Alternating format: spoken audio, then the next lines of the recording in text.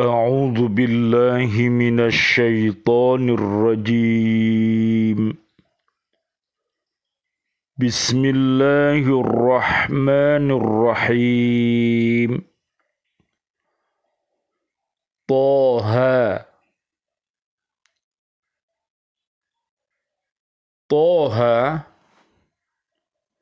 termasuk huruf-huruf hijaiyah yang terletak pada permulaan beberapa surat Al-Quran.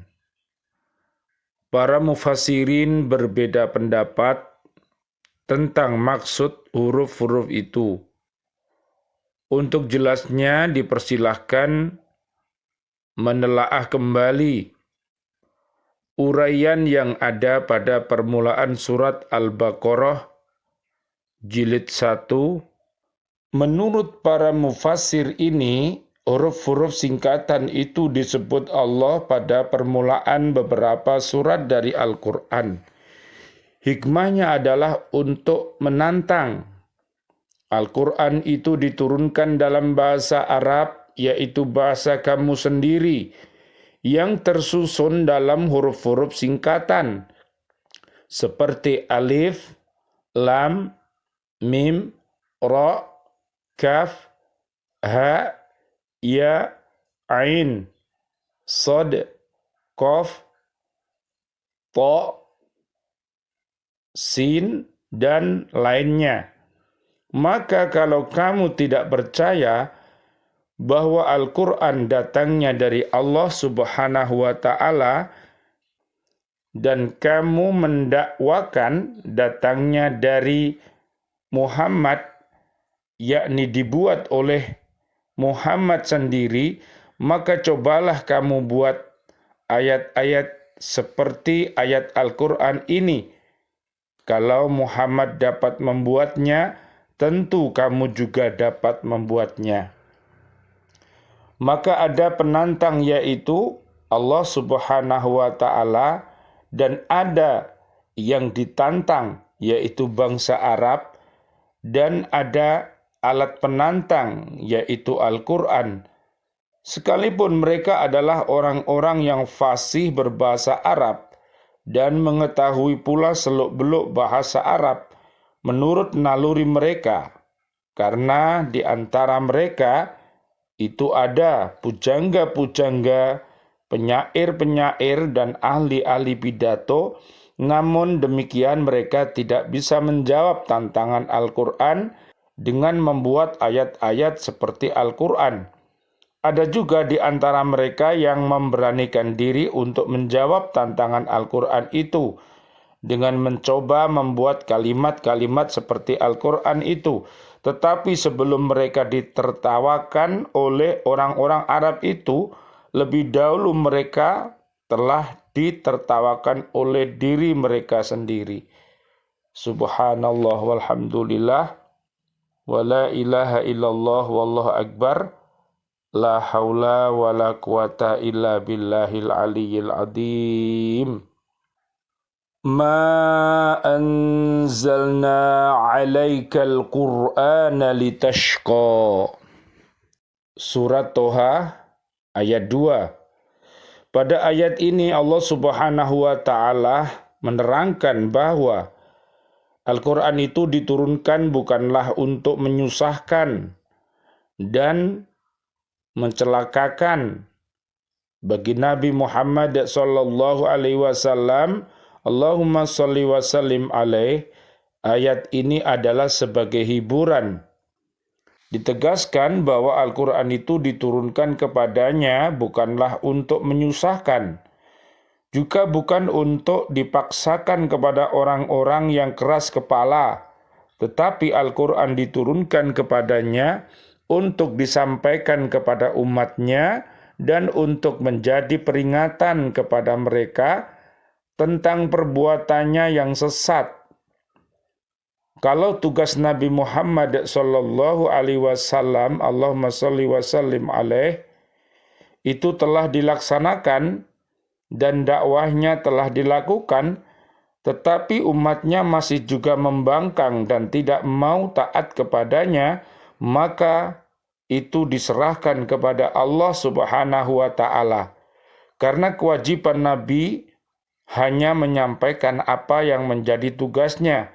Allah berfirman, "Fa in tawallaw fa innama 'alaikal balaghul mubin." Maka jika mereka berpaling, maka ketahuilah kewajiban yang dibebankan atasmu Muhammad hanyalah menyampaikan amanat Allah dengan terang. Surat An-Nahl ayat 82. Oleh karena itu Nabi Muhammad sallallahu alaihi wasallam, Allahumma shalli wa sallim alaih, tidak perlu merasa gelisah apalagi menghancurkan diri sendiri karena manusia tidak mau mengikuti seruannya. Allah berfirman, "Fala'allaka bakhi'un nafsaka ala atharihim illam yu'minu bihadal hadithi asafa."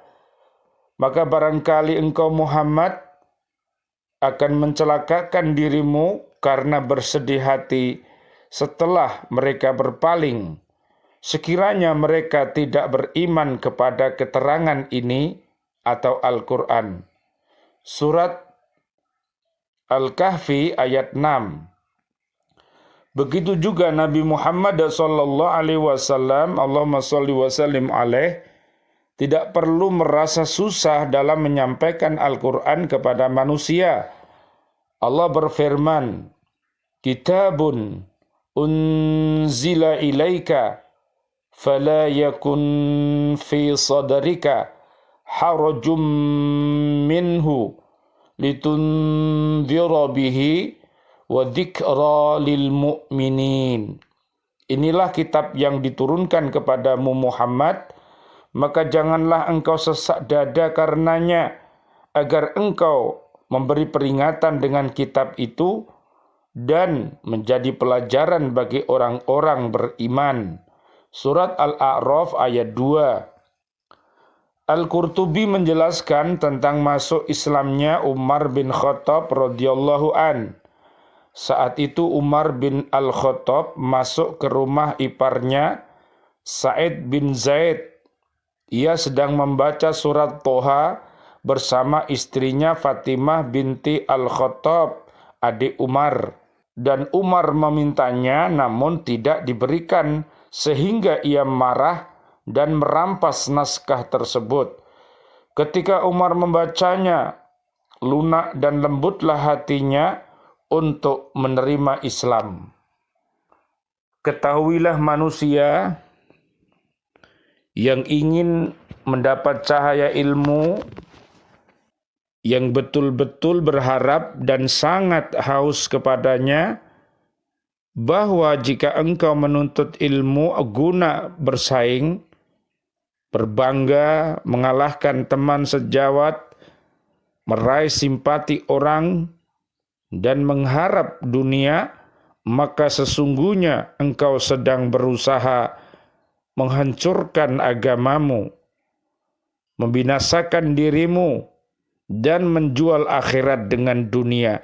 Na'udzubillah summa na'udzubillah min dalik.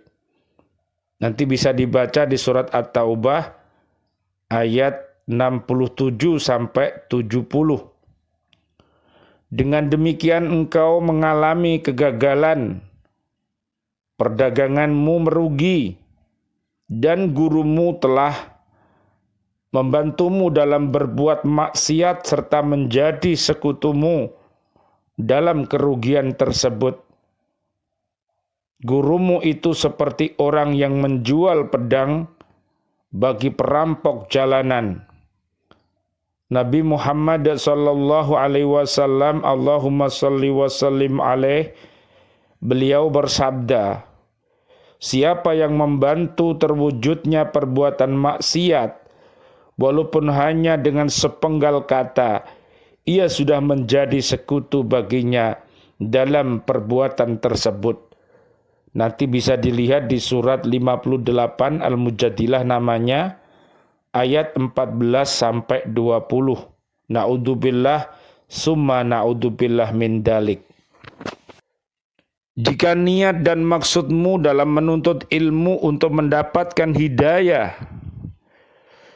bukan sekedar mengetahui riwayat, maka bergembiralah. Nanti bisa dilihat di surat Yunus, surat ke-10, ayatnya ayat 57 sampai 64, dan juga di surat Al-Mujadilah, surat ke-58, ayat 11, dan ayat 21 dan 22. Ini ciri orang alim yang khair, para pelajar-pelajar yang pembelajar dan terpelajar, para pendengar setia, dan juga para pecinta-pecinta ilmu yang khair.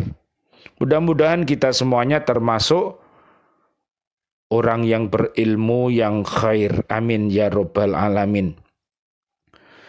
Sesungguhnya para malaikat membentangkan sayapnya untukmu saat engkau berjalan, dan ikan-ikan paus di laut memintakan ampunan bagimu manakala engkau berusaha. Tapi engkau harus tahu sebelumnya bahwa hidayah merupakan buah dari ilmu pengetahuan. Hidayah memiliki permulaan dan akhir, serta aspek lahir dan batin. Untuk mencapai titik akhir tersebut, permulaannya harus tersusun rapi. Begitu pula untuk menyingkap aspek batinnya, harus diketahui terlebih dahulu aspek lahirnya. Oleh karena itu, di sini akan ditunjukkan kepadamu permulaan dari sebuah hidayah agar engkau bisa mencoba dirimu dan menguji hatimu. Apabila engkau mendapati hatimu condong kepada hidayah tersebut, lalu dirimu berusaha untuk menggapainya, maka setelah itu engkau bisa melihat perjalanan akhir darinya yang melaju dalam lautan ilmu. Sebaliknya, jika engkau mendapati hatimu berat dan lengah dalam mengamalkan apa yang menjadi konsekuensinya, ketahuilah bahwa jiwa yang mendorong untuk menuntut ilmu tersebut adalah jiwa al-ammarah bisu, yang memerintahkan pada keburukan. Lihat nanti di surat Yusuf ayat 53. Jiwa tersebut bangkit karena taat kepada setan, terkutuk untuk dijerat dengan tali tipuannya. Ia terus memberikan tipu dayanya kepadamu sampai engkau betul-betul binasa. Nanti bisa dilihat lagi di surat Az-Zukhruf, surat ke-43, ayat 36 dan 37. Ia ingin agar engkau memperbanyak kejahatan dalam bentuk kebaikan, sehingga ia bisa memasukkanmu dalam kelompok orang yang merugi dalam amalnya, yaitu mereka yang sesat di dunia ini, yang mengira bahwa mereka telah melakukan suatu perbuatan baik. Saat itu setan menceritakan padamu tentang keutamaan ilmu, derajat para ulama, serta berbagai riwayat di seputarnya. Namun setan tersebut membuatmu lalai dari sabda Nabi Muhammad sallallahu alaihi wasallam, Allahumma shalli wa sallim alaih. Rasulullah bersabda, siapa yang bertambah ilmu tapi tidak bertambah hidayah, ia hanya bertambah jauh dari Allah.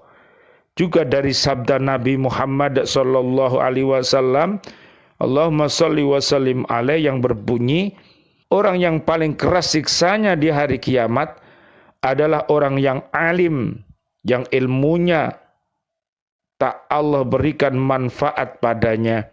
Oleh karena itu, marilah kita berlindung kepada Allah Subhanahu wa ta'ala dari ilmu yang tidak bermanfaat, Kita meminta kepada Allah agar diberi ilmu yang bermanfaat. Rabbi zidni ilma warzuqni fahma.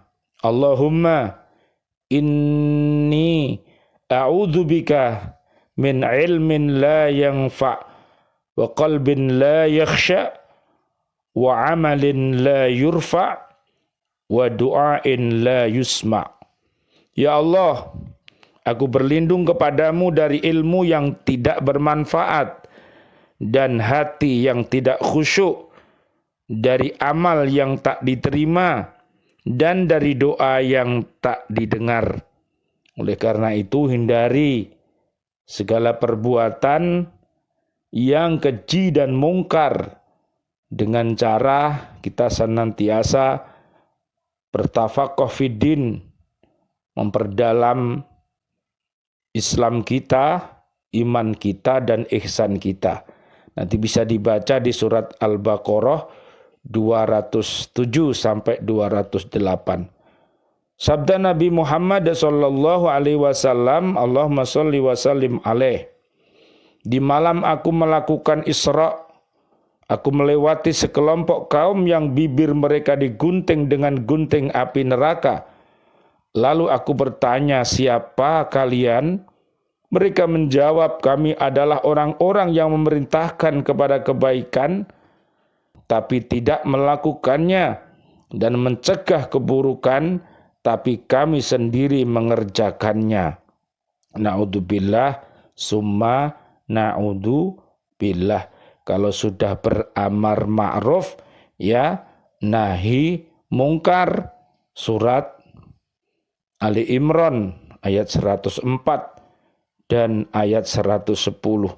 Jangan sampai amar ma'ruf tapi nyambi mungkar. Na'udzubillah, summa na'udzubillah. Ini adalah perbuatan orang-orang munafik. Ya, lihat di surat An-Nisa ayat 142 sampai 145, dan mereka harus bertaubat kepada Allah agar segala perbuatan keji dan mungkar akan dihilangkan oleh Allah dan diganti dengan perbuatan yang baik. Di ayat 146 sampai 147 di surat An-Nisa tadi. Oleh karena itu, jangan engkau serahkan dirimu untuk diperdaya oleh jerat tipuannya. Celaka sekali bagi orang yang bodoh karena ia tidak belajar, tapi celaka 1000 bagi orang yang alim yang tak mengamalkan ilmunya. Na'udzubillah, summa na'udzubillah min dalik. Ketahuilah bahwa dalam menuntut ilmu, manusia terbagi atas 3 jenis. 1. Seseorang yang menuntut ilmu guna dijadikan bekal untuk akhirat, di mana ia hanya ingin mengharap ridho Allah dan negeri akhirat. Ini termasuk kelompok yang beruntung. Surat 58 ayat 11, 21 dan 22. Yang kedua, seseorang yang menuntut ilmu guna dimanfaatkan dalam kehidupannya di dunia sehingga ia bisa memperoleh kemuliaan, kedudukan, dan harta. Ia tahu dan sadar bahwa keadaannya lemah dan niatnya hina. Orang ini termasuk ke dalam kelompok yang berisiko. Jika ajalnya tiba sebelum sempat bertaubat, yang dikhawatirkan adalah penghabisan yang buruk atau su'ul khatimah. Na'udzubillah, summa na'udzubillah min dalik. Dan keadaannya menjadi berbahaya. Tapi jika ia sempat bertaubat sebelum ajal tiba, lalu berilmu dan beramal, serta menutupi kekurangan yang ada, maka ia termasuk orang yang beruntung pula. Sebab orang yang bertobat dari dosanya seperti orang yang tidak berdosa. Dibaca nanti di surat 30 ayat 30 sampai ayat 32. Yang ketiga, seseorang yang terpedaya oleh setan. Ia pergunakan ilmunya sebagai sarana untuk memperbanyak harta, serta untuk berbangga dengan kedudukannya, dan menyombongkan diri dengan besarnya jumlah pengikut. Ilmunya menjadi tumpuan untuk meraih sasaran duniawi. Bersamaan dengan itu ia masih mengira bahwa dirinya mempunyai posisi khusus di sisi Allah karena ciri-ciri pakaian dan kepandaian berbicara seperti ulama, padahal ia begitu tamak kepada dunia lahir dan batin. Na'udzubillah summa na'udzubillah min dalik. Orang dari kelompok ketiga di atas termasuk golongan orang yang akan binasa, dungu dan tertipu. Ia tak bisa diharapkan bertobat karena ia tetap beranggapan dirinya termasuk orang baik. Ia lalai dari firman Allah Subhanahu wa ta'ala yang berbunyi, "Wahai orang-orang yang beriman, mengapa kalian mengatakan apa-apa yang tak kalian lakukan?" Surat As-Saff ayat 2. Ia termasuk mereka yang disebut Rasulullah sallallahu alaihi wasallam, Allahumma sholli wa sallim alaih, ada yang paling aku khawatirkan dari kalian ketimbang Dajjal. Beliau kemudian ditanya, "Apa itu wahai Rasulullah?" Beliau menjawab, ulama su atau ulama yang buruk, ulama yang munafik. Sebab Dajjal memang bertujuan menyesatkan, sedangkan ulama yang syu, yang munafik, walaupun lidah dan ucapannya memalingkan manusia dari dunia, tapi amal perbuatan dan keadaannya mengajak manusia ke neraka. Na'udzubillah summa na'udzubillah min dalik. Padahal realita lebih berbekas dibandingkan ucapan.